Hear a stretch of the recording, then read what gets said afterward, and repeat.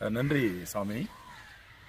மனசை பற்றி ஷார்ட்டாக சொல்கிறதுனா, என்னுடைய வார்த்தைகளோட பாரதியாரனுடைய வார்த்தைகள் கரெக்டாக இருக்கும்னு நினைக்கிறேன். காரணம், நான் விரும்பி படித்த அற்புதமான வரிகள் அந்த வரிகள்.